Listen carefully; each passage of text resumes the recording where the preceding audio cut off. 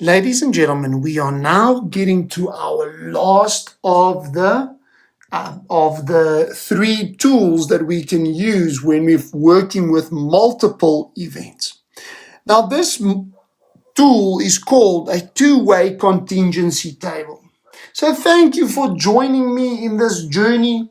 This is our last video in this series. So stay tuned for this amazing, awesome, easy tool to use. This is Mr. VG. Enjoy it, ladies and gentlemen.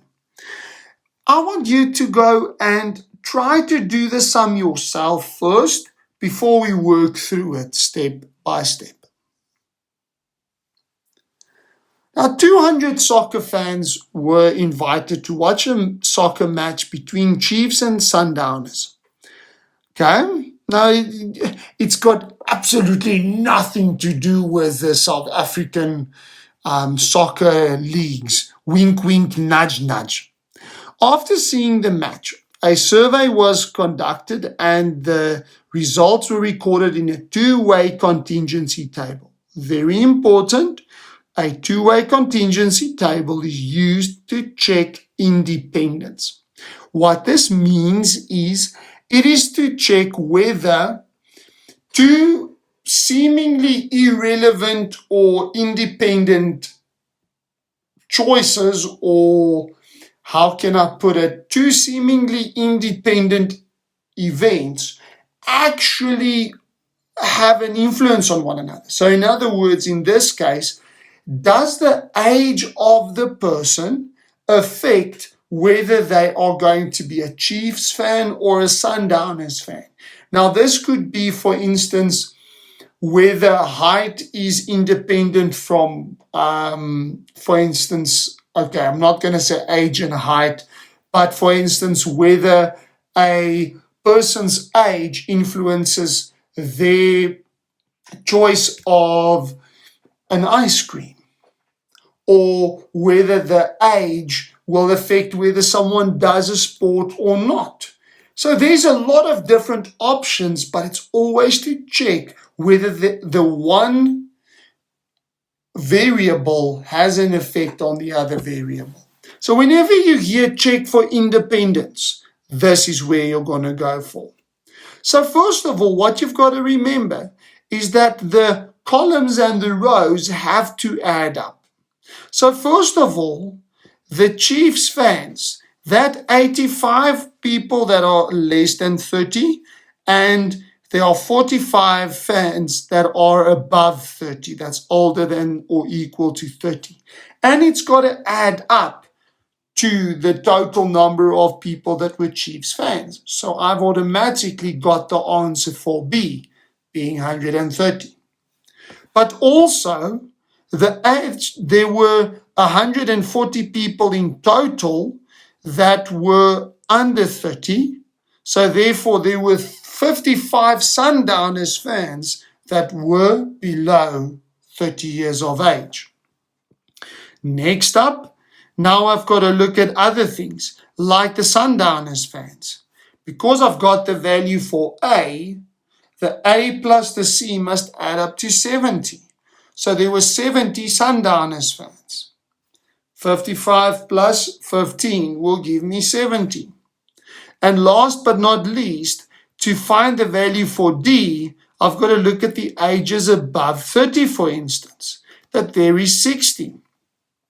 But you don't necessarily have to look at the ages above 30. You could have gone, the totals as well must add up to 200. 140 plus 60 must give me 200. And interestingly enough, the 130 plus 70 must also give me 200. And this is definitely right, because I told you that I interviewed 200 soccer fans. So when we looked at this now, ladies and gents, I have the values of A, B, C, and D. Now next up, I'm asking you in the B question, a fan was chosen at random. What is the probability, corrected 2 decimal places, that the fan was less than 30 years old, first of all? So I've got to look at only that column. Secondly, that he is a fan of Chiefs. So in other words, I've got to look only at that row. So where do that row and the column overlap?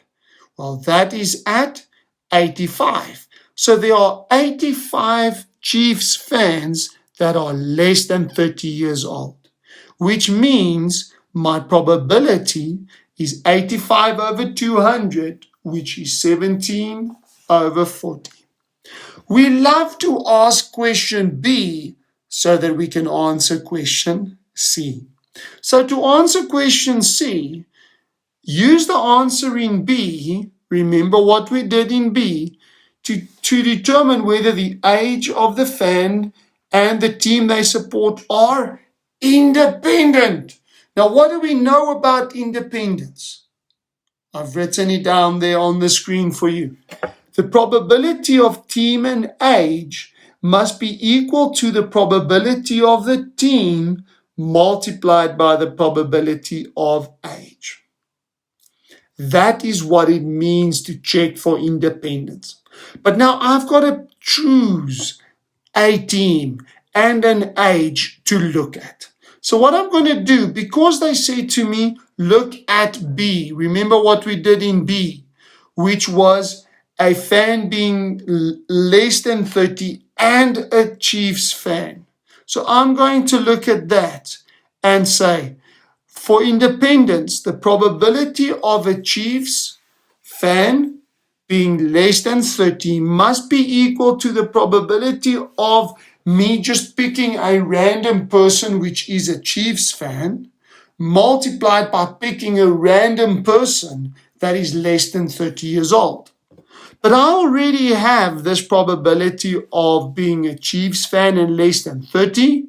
That is 0.425.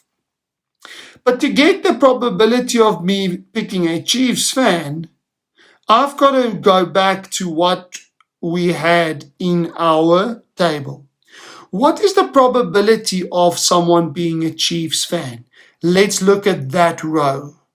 Well, there's 130 of the 200 that are Chiefs fans. Remember, we're looking at the whole column because I'm just saying someone is a Chiefs fan.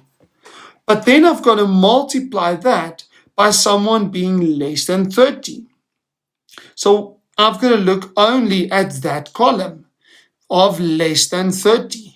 So therefore, 140 over 200. So let's now actually multiply them, and the answer is 0.445. Now the question is, my left-hand side, the probability of Chiefs and less than 30 is 0.425. On the right-hand side, I have that probability, the product of those probabilities being 0.455. Are those two sides equal? No, they're not. Therefore, it's not independent. Now, please, it doesn't mean there is definitely a dependence. It's just in our experiment, we just saw that it looks like it is not completely independent. It is not that there's a definite dependence, that your age will definitely influence whether you are a Chiefs fan. Remember, we only interviewed like 200 people. Okay, we didn't interview everyone. So therefore, we cannot say there's a definite dependence. I don't want to go into the deep, dark depths of that, but it's either independent or not independent. Ladies and gentlemen, I hope you enjoyed the video, and I hope you are going to have a beautiful rest of your day. I hope you are going to dive in and practice and make sure that you get probabilities. So this is Mr. VG signing out. Have a gorgeous and amazing rest of your day. Push through and you will succeed. Keep well. Cheers.